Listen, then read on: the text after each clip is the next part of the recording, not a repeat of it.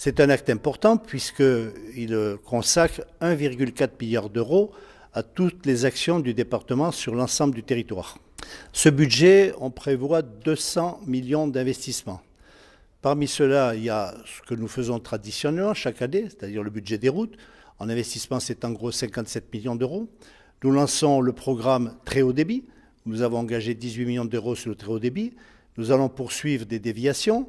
Nous allons aussi faire des travaux dans les collèges.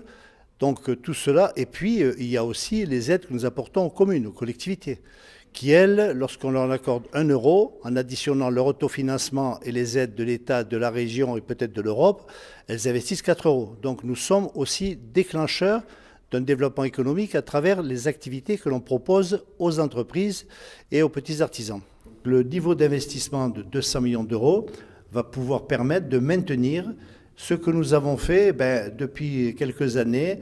Nous avons essayé de simplifier, de rationaliser, de supprimer des dépenses qui n'étaient plus des dépenses productives pour le département, notamment certaines dépenses de fonctionnement, prôner quelques économies là où on pouvait le faire, et grâce à l'ingéniosité des services, nous parvenons à dégager nos marges de manœuvre pour pouvoir continuer à investir dans ce département.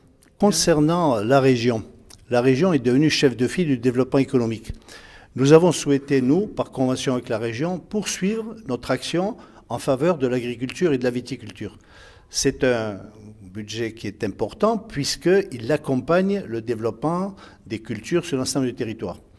Concernant la métropole a récupéré le fonds d'aide aux jeunes, le fonds social logement, les routes départementales à l'intérieur du territoire de la métropole et puis la culture, donc la partie haute du domaine d'eau. Il y a la convention qui a été signée, donc chaque année, nous aurons versé à la métropole la compensation des actions que nous leur avons transférées.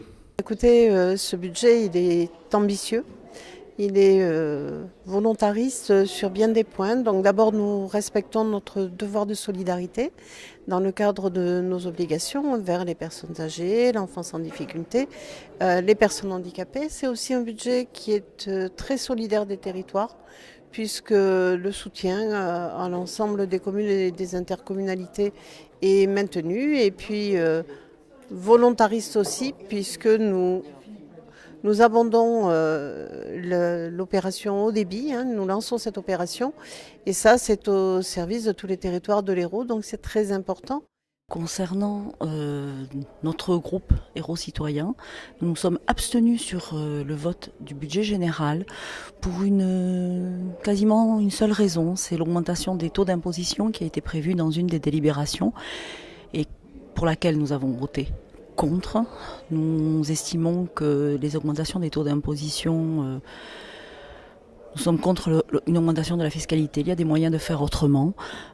Globalement, nous avons souligné les efforts qui sont faits par notre collectivité au niveau de l'investissement. Je tiens aussi à souligner, parce qu'on le fait rarement, le travail phénoménal que les services ont fait pour que ce budget se passe dans les conditions dans lesquelles il s'est passé.